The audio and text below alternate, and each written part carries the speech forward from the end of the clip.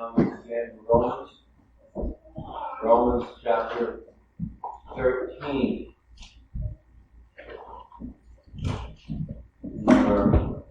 Study Romans and move on to chapter 12, verse chapter 13.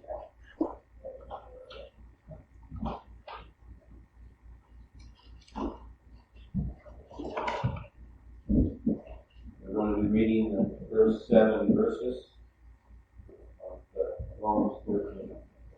But let's pray before we look into God's Word. Dear Father in heaven, we come before you now, desiring that you be gracious unto us to remove any sinful rebellion from our hearts and remove any carelessness today. Give us clear thinking, clear understanding. Lord, that you would apply your word to each one of our hearts and our lives. Lord, that you would help me to preach it faithfully. The Holy Spirit would really make it light to us. We ask this in Jesus' precious name. Amen. Romans chapter 13, we read verses 1 to 7. Everyone must submit himself to the governing authority, for there is no authority except that which God has established. The authorities that exist have been established by God. Consequently, he who rebels against the authority is rebelling against what God has instituted. And those who do so will bring judgment on themselves. For rulers hold no terror for those who do right, but for those who do wrong. Do you want to be free from fear of the one in authority? Then do what is right, and he will commend you. For he is God's servant to do you good. But if you do wrong, be afraid, for he does not bear the sword for nothing.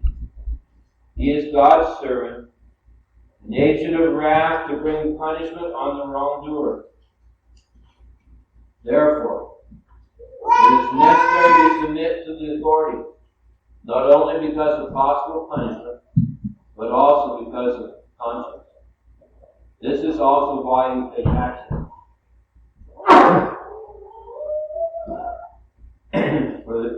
For the authorities are God's servants who give their full time to governing. Give everyone what you owe him. If you owe taxes, pay taxes. If revenue, then revenue. If respect, then respect. Sorry. If honor, then honor.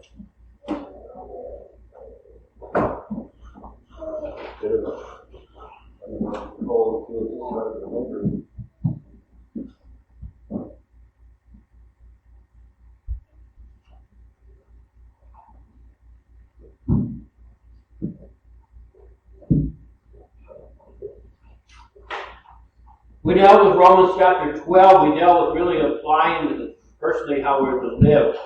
Knowing God's gracious salvation, how we are to live, and how we're to function with one another and the other of the side. Chapter 13, we jump into how we are to respond to those who are over us, what God has instituted, what God has put in place. To set and focus this chapter, we have to understand that Paul wrote this to the church at Rome, and they didn't have the nicest of government. That Nero is the Caesar. He was not a nice person, he wasn't a godly person, he was a very evil person. You can do some research and see how wicked he was. And yet, Paul writes to the church in Rome, to the people there, that this particular passage is addressing them. Over the next 3 Or say I'll be preaching. We'll be preaching next week. We're going to deal with 3 issues. Today we're going to deal with understanding civil authority. Next time we're going to understanding citizenship responsibilities. And then we're going to we're going to explore the exceptions. So today, don't be too eager to jump ahead or have a discussion. We'll be dealing with those issues. But today we want to look at understanding civil authorities. And see, and it is addressed particularly to Christians that are living in an oftentimes hostile society and hostile to them. And they live under these circumstances there. We're going to look at civil authorities' authority, and then civil authorities' mandate, and then civil authorities' privileges. So civil authorities' authority. We read as we're called to worship that Jesus said, all authority has been given unto me, and therefore there he commissions the disciples, and therefore down to the church. We are to go out in his name and make disciples of every nation, the disciples of the people. That's what we're sent to. And we have to see, I think there's a unique thing in that we have to understand that the Christian church, the Church of Christ, is not Christ's kingdom is not of this world. It's not tied into all the things of this world. We have the kingdoms. We have all kinds of fighting with pocket over. Really terrible fighting with going on. And people struggle for their little area of the world and so on. But the church of Christ, we're called to be proselytes. Paul, in his missionary journeys in Acts, he goes to different countries, most out of the Roman Empire, because they were controlling so much at that time. But as he just went, he went and preached the gospel in the different cities, and the different reactions, and different things that happened to him in the book of Acts. But the issue is the Christian church. It goes across. There's some borders of the Christian church. It goes across borders. There because Christ's kingdom is not of this world. So we go preaching. So it does. But we have to see that was teaching here about authorities, civil authorities. First of all, we need to see that where does civil authorities get their authority, as it were? And we have here in, first of all, God is the author of all authority. We read in our first verse in chapter 13, which is what we put in the sign, for there is no authority except that which God has established. God is the one that establishes authority. It's His, that's the authority. He's the author of all authority. Follow it. At all levels. No matter what level it is, He's the author of kings. He gives the authority to kings. He gives the authority to parliaments. He gives authority to courts. He gives authorities to our municipalities. These things are all significant for us as we apply that. God has given the authority. That's where authority comes from. Police officers. We say, well, we get the authority from the laws and stuff. No, God's the one that gives all authority. He says, I give all authority. You may think and you may study and you may do all your history stuff and all your civics and how they call it, how the government of Canada works and all that. But ultimately, the authority all comes from God. God is the author of authority. So He gives it to everyone. So we have to realize If you get pulled over while you're driving and you get a speeding ticket, and you say, where does it get the authority? Authority is from God. God is the author of all authority. He's the one that brings it. In all extents, in all time, there is no one who's exercised authority in all the history of the world that was given by God. God is the one that's given the authority. And also it's established the space that we have if you have authority.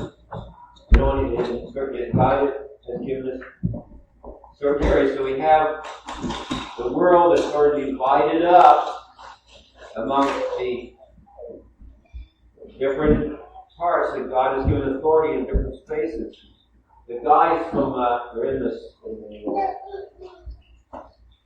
space what do you call it, the space station. They came on and they said that they looked down and they could see what was going on in Israel and the Gaza Strip. They could see the borders. They could see all that. They could see it because you can see the smoke from the bombs along the certain lawns and so on. And these things, and they can see all that. And so it's there. And yet, God has established that there's, and they were trying to say, well, up there it's like there's no borders. God has established these authorities in certain areas, in certain times, in certain spaces. And they have changed over time and over spaces. If you look at maps from a long time ago, the borders are different than they are now, and so on. And God is the author of all authority.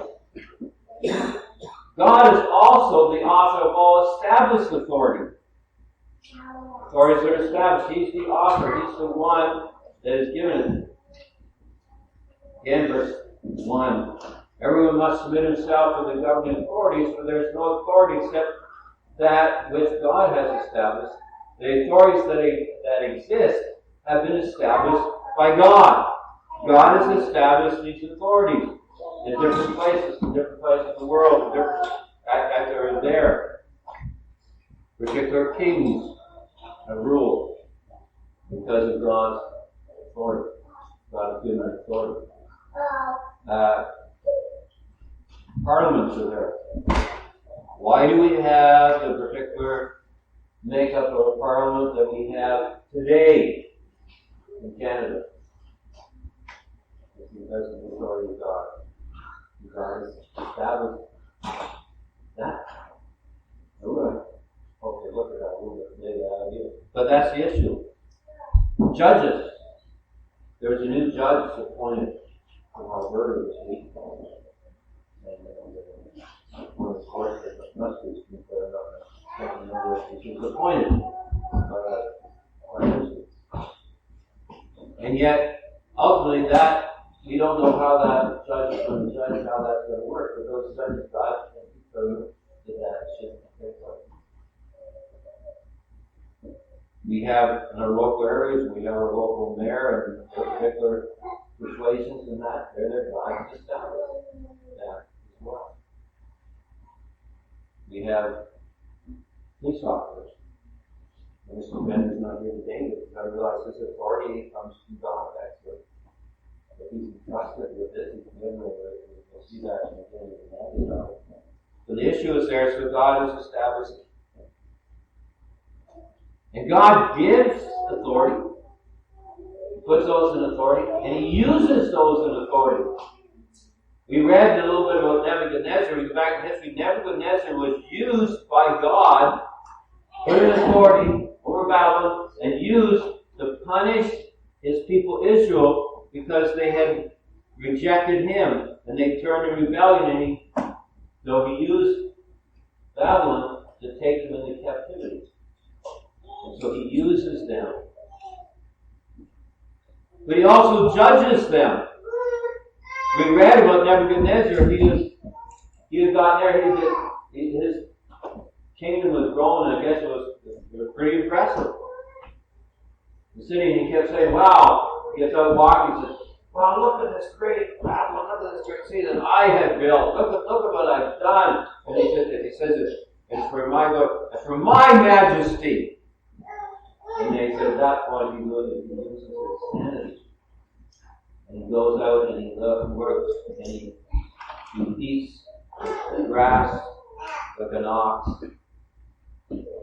I don't know if you were children, you ever tried to eat grass? I don't know why we try to do that. Very good on farms. Anyway, but the thing is, it's not very appetizing. But he ate grass like cattle. His hair grew long and unkept. His nails became really, really long. So he lost his sanity. So he's there, and so he was there until 7 times he passed over. He was judged. He was called to account. See, God does that to everyone. He establishes authority. He grants authority. He places it in time and space. But he also judges it. And he calls to account everyone who's been placed in authority. Now you might say, well, I'm not in authority. Wherever your father or you have a place of authority, and God's going to judge you in that, how you exercise that authority. You're in the church, and God's going to judge how you exercise that authority. And so on, you have different responsibilities. We have jobs, and how you supervise others. You're going to hold account for that. Now, it says in the talks about the masters will give an account for how they treat the slaves or else the authority. So these issues that God calls for account. But we have to understand that God places everyone in authority does not mean that all those that are in authority actually are doers of the actual directed and decreed will of God. They're doing what God has for them to do, and they are instruments of His authority. But it doesn't mean that they live in total obedience to His authority. Well, everyone wants an authority because they say something doesn't mean that they actually are doers of what God decreed, what God said should be the practice. And we ought to see as well as Nebuchadnezzar came to realize that God not only gives authority, but He takes authority away as He pleases. Nebuchadnezzar realized that He was taken away from Him. God can take everyone that's in authority in our nation, different areas. God can take away that authority tomorrow. He's taken away today. God's the one that's there, so the authority He takes it away as He pleases. You've got to understand that no man can hold back the hand of God. You can't say, well, I'm going to keep authority. I like it. I'm going to protect it. No, God brings it about. You can't stop him. The authority can be moved from him. So we see that all authority is obviously God's author of all authority. He established very particular authorities. And then we see that all civil authorities carry the authority of God. Again, everyone must submit himself to the governing authorities, for there is no authority except that which God established. The authorities that exist have been established by God. Consequently, he who rebels against the authority is rebelling against what God has instituted. And those who do so will bring judgment on themselves. We'll look at that more quickly next week. But the idea is that you have to understand that the civil authorities carry the authority of God, not in their person, not that somehow that the man who has authority speaks for God in the sense that he is God. And many rulers right in Rome, this is a big deal because Rome actually, the Caesars God, they spoke for God. When he spoke, that was God's word. No. The thing is, it's not in their person, but in their position. It's in their position. The authority. The authority that the police officer has comes from his authority of his office. The authority that we have in our Prime Minister, in our other governments, they're there because of the office. It's not because in them they're so particular, but because of the office that they hold. It is one by God, and therefore they carry the authority of God. So let's look now at the civil authorities' mandate. What's the mandate of the civil authorities? The mandate, just in summary, is to maintain law and order among sinful men. That's what it is. It's not a perfect situation. But you have to remain law and order among sinful men. Those of you who are parents, one of your responsibilities is to maintain law and order in your home. And the thing is, you're doing it in the midst of a bunch of sinners. That's the reality. If your children, when they're born, they say, oh, this is perfect, this is cheesy. But it's another sinner that's been born. They'll show themselves to be that. And you'll have to exercise your authority in that. So to maintain law and order, and that's in the nation. That's in all the nations of the world, is to maintain law and order. The nation, Somalia, at one time in Africa, they had no government. And it was a disaster.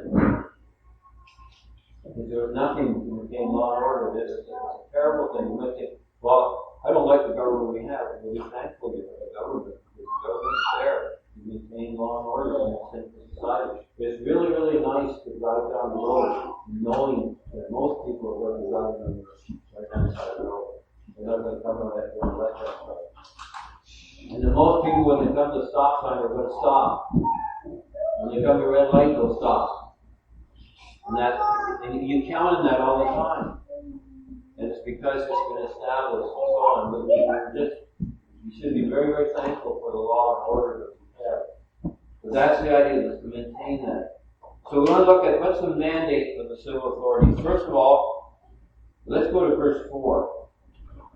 See, first of all, he is God's servant to do you good, but if you do wrong, be afraid, for he does not bear the sword for nothing. He is God's servant, an agent of wrath, to bring punishment on the wrongdoer.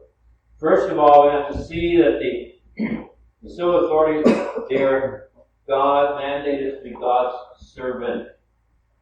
That's their mandate, is to be God's servant. We had lots of debates in our country over mandates. But they have to see their mandate is to be God's servant. And that's the same word we use for minister. It's actually interesting that we call those people in our parliament, we call them Minister of Agriculture, or Minister of Transportation, or Minister of whatever. But it is the minister. And it's the idea, if they really understood it, they are servants of God to take care of that aspect in our nation. That's what they are. They are servants. And that we have to understand that the ministry in the church is a servant ministry. It's that of service for God. They're God's servant to be ministered. So this is the first thing that they have to understand, that they're God's servant. That's what they are. They're under His authority. And they have to recognize that. They should recognize that. The second part of their mandate is to do good for the citizens. Verse 4, for he is God's servant to do you good. The mandate of the minister or the servant in authority is to do good. It's to promote good for your good. And that's for the citizens. That's the caring for the citizens. It's not to promote themselves. It's not to abuse, it's to promote good for the citizens. And we have those in our nation, in the nations around the world, that are actually who start many of the wars. Think of the one in Russia and Ukraine. It didn't really promote the good of the people. Thousands of them died. You know, it's not for good. But there's those in authority that promote the good. Be careful for the good. And to promote goodness in behavior. That's their focus. To promote goodness. And the thing is, well, what's goodness? That's such a childish question. You ask any child, what's good? They can tell you. Something good is something that's pleasant, something that's just, it's just really nice. It's good. Children like candy. Why? It tastes good. It's good. You know what good is, and that's it. So, and it's that which is pleasant, that which is for the benefit. It doesn't hurt us. Now, sometimes we had to take medicine. Now we have it very easy. Now it's easy. Okay, but we used to have sulfur pills when we were kids. That's what we had. And God said sulfur pills are all really terrible. You mix them with jam, take them with, crush them up, and take them with juice, whatever it was. It's still terrible. But it was good in the sense that it made it better. So that's the issue. But it's that issue here. So they're to promote that which is good. The third mandate that they have is to clearly discourage evil. Again and forth. And it says, "Your servant to do good, but if you do wrong, be afraid, for he does not bear the sword for nothing. He is God's servant in age of wrath to bring punishment on the wrongdoers." He's to clearly discourage evil. It's a clear mandate to discourage evil. Parents, especially church fathers, one of the first important mandates in your home is to discourage evil. You're to discourage it. It should be that which is knowing that it's not a good thing to do certain things.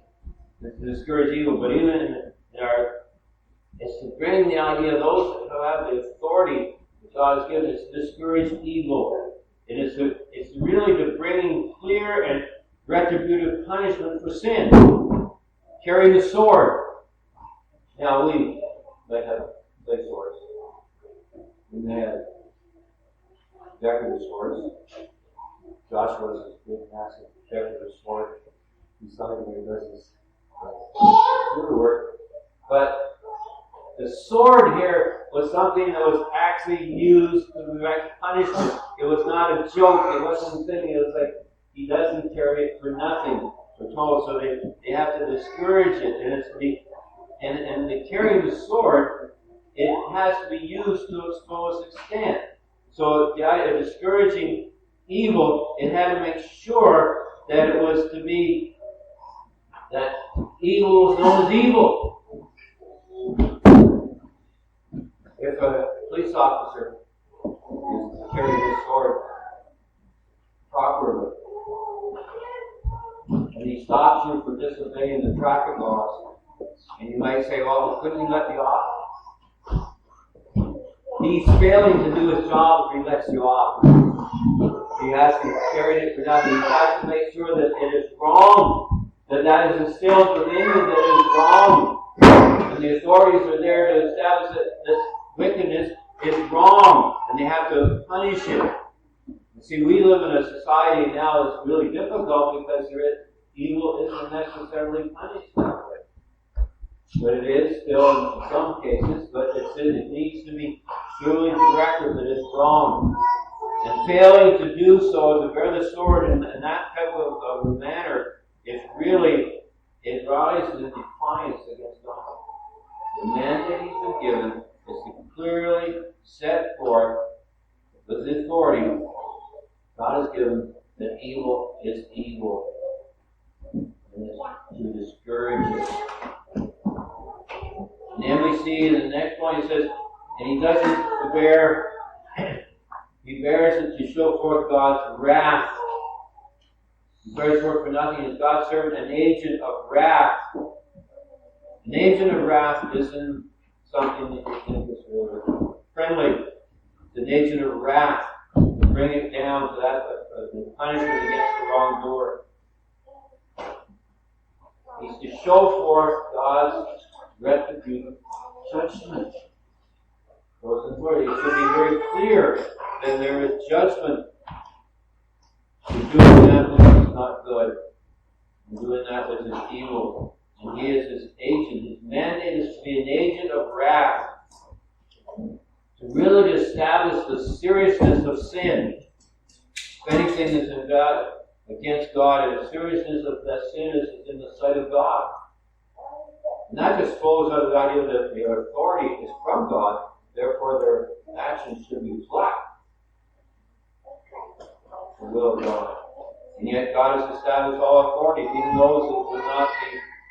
We saw with Nebuchadnezzar, we see it with many other authorities in the world that done. We don't clearly do that.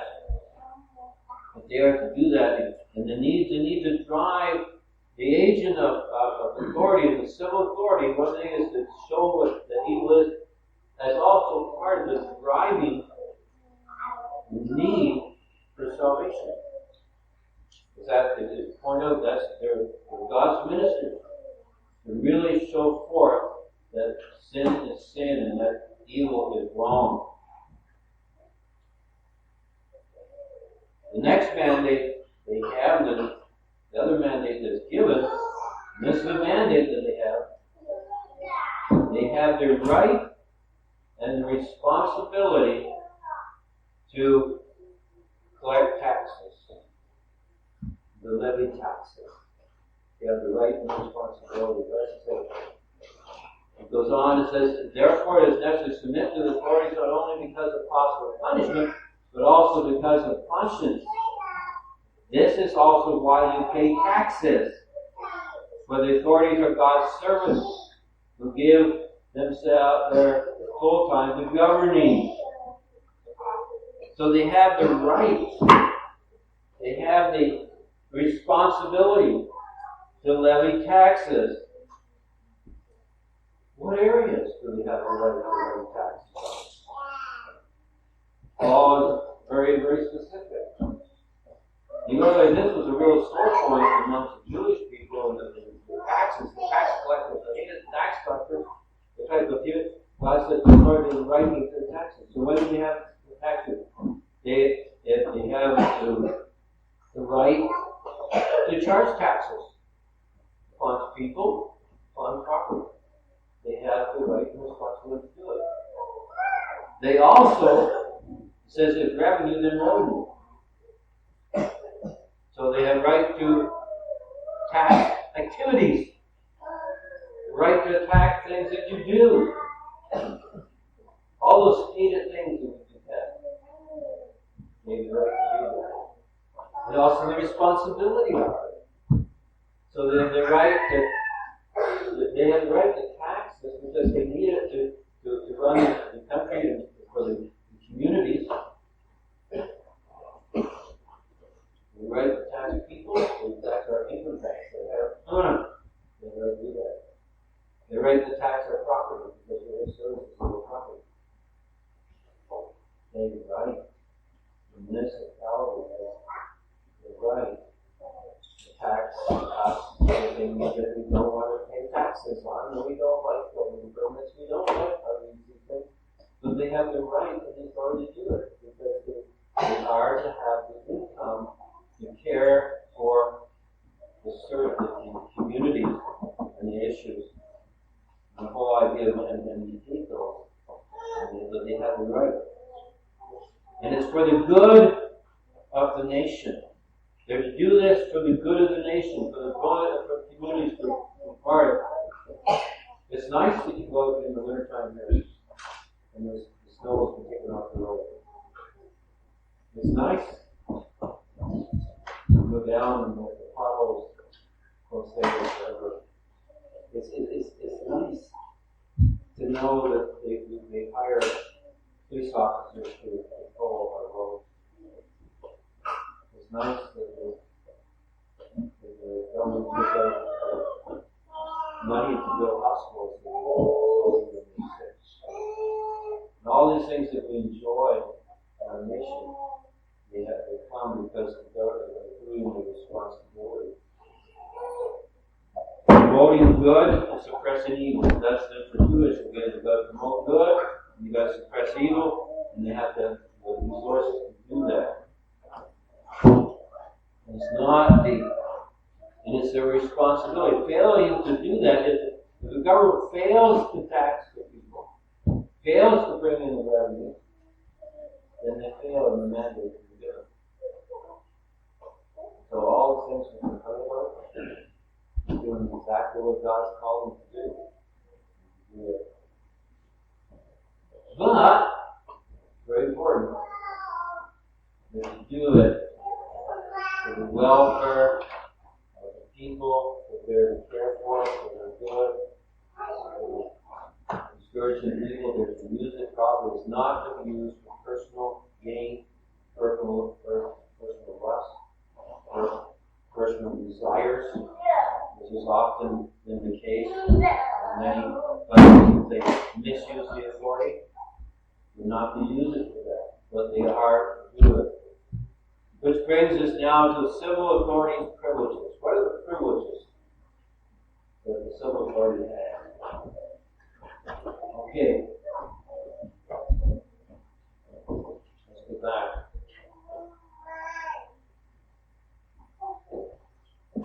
Let's read these verses again. Everyone must submit himself to the government authorities. For there is no authority that God established. The authorities that exist have been established by God, and consequently, he who rebels against the authority is rebelling against what God has instituted, and those who do so will bring judgment on themselves.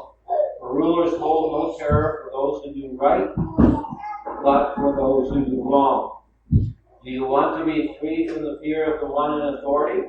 Then do what is right, and he will commend you. For he is God's servant to do you good.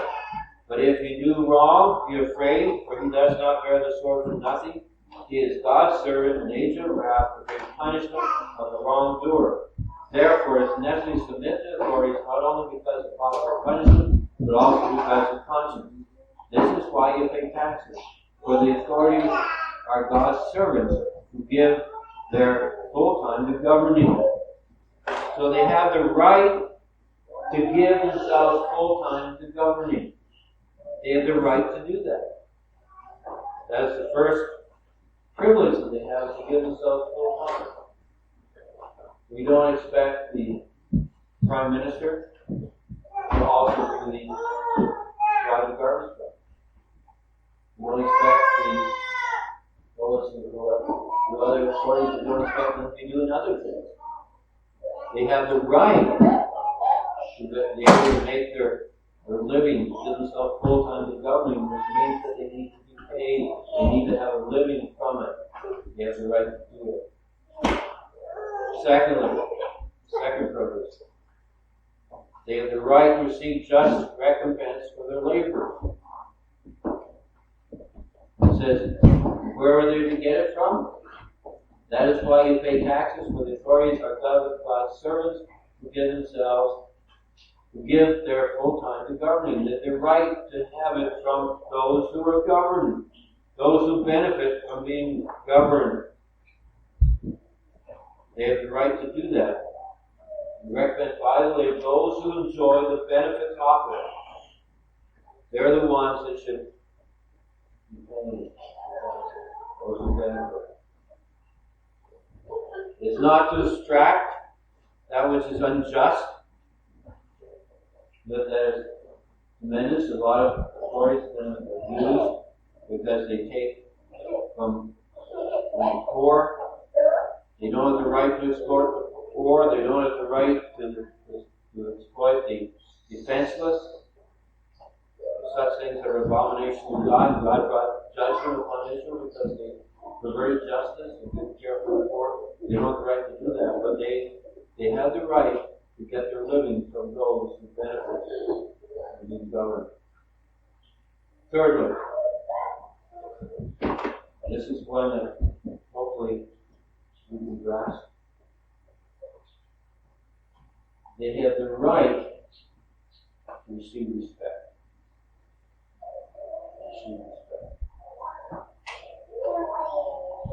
And this is hard because you realize Paul is writing this to the church.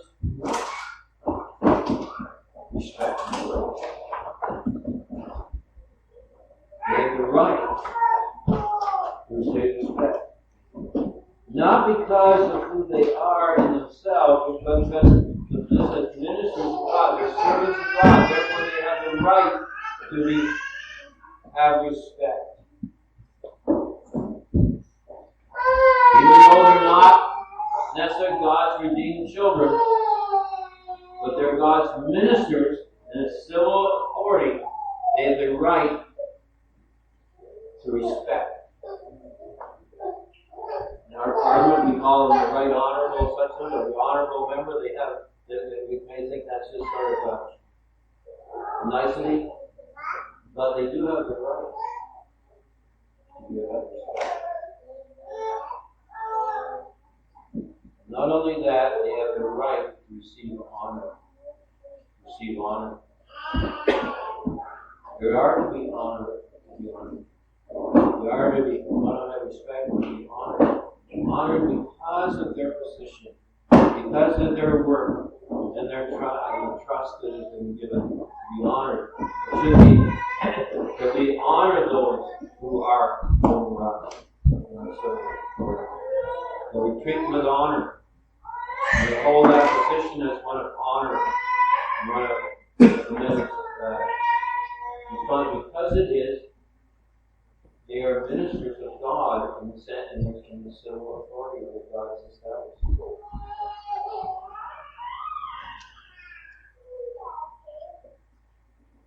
Just those conclusions.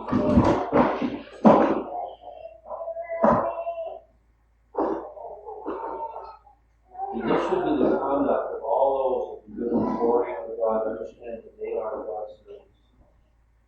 And you have a responsibility to understand that.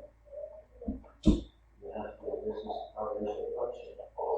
There should be that idea that as we give them on, they should be honorable and realizing that it's not them, but God has put them there. Second conclusion, we give the criteria of this that we have said before, that they are promoting that which is good and discouraging that which is evil. This will be the grounds of their appointment for God, their position and their actions. How they've conducted themselves, and whether they've done these two things. Have they promoted that which is good and welfare of the people that they're governing, and have they discouraged evil? That is the criteria that will be judged from all authority. In the church, in our homes, and we've done that. That's the criteria that God will cause to account for. Thirdly, under democratic system of government, we have the privilege of living under democracy. We get to vote for who is in there. The church and only get to vote for that. However, that carries with it tremendous responsibility. This is the criteria we should be using to evaluate when we vote for someone. Is he one that is proven or will prove and one who will promote that which is good and discourage that which is evil and take responsibility seriously to do that? As well, if you would attempt to be wanting to run for an office or that position of authority, this is what we're talking about.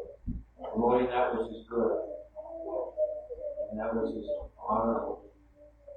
Realizing the things that come with it, the privileges that God has given to those who are the government is serious business. It really is. Third, fourth conclusion. All abuse of authority will be called to judgment.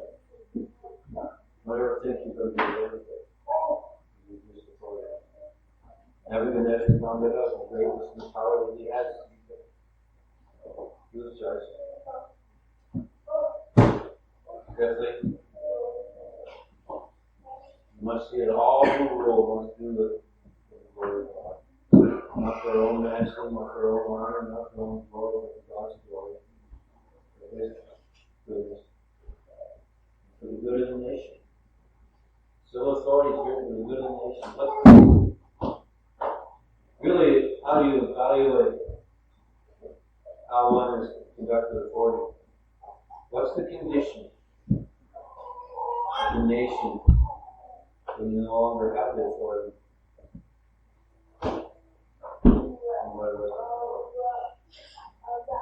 In a church. What's the condition of the church when the minister leaves the church? What's the condition of authority? What's the condition of her family? You getting older. We're all older. When children will grow up, when we get to the other end, what's the condition of the children?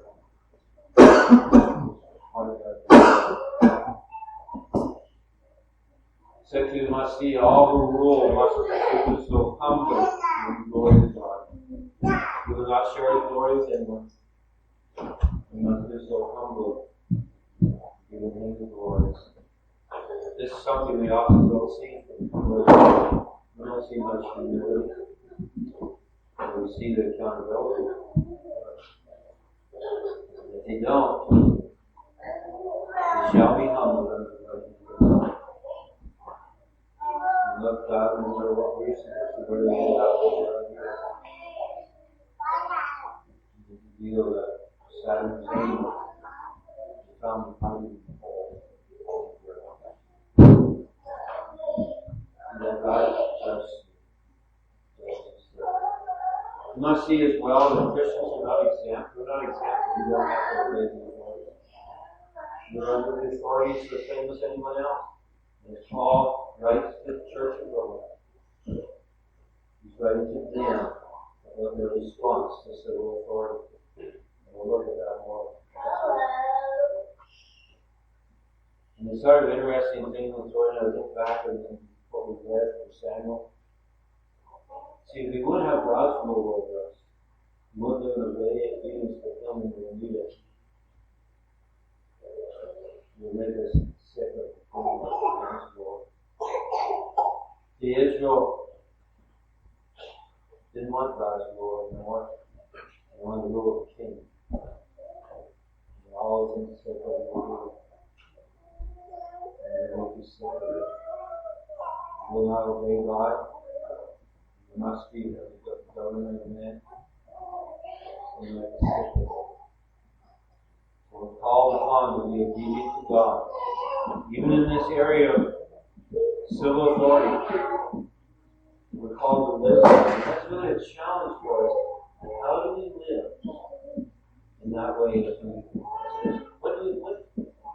What kind of a testimony do we give our community of how we react to those that are Lord? Dear Father in heaven, we come before you today. We have to confess that we are not what you have called us to be, and we make excuses for it. So Lord, we see that this was directed in the Church of Rome. We had a ruler that was wicked. These are directions that we put into the church. So we are to be that light as we're in the nations. We are to show what you have called us to be. And we spent time looking in Romans 12 what we are to be to one another, to be in our personal life. We see how we should be in our country, what you call us to be. Lord, help us. Forgive us where we have not been where we should have been. And help us to be what you called us to be. So that we be truly salt and light. That we truly be those who proclaim the gospel. In reality, we ask this in Jesus' name. Amen. Let's turn to Psalm 12.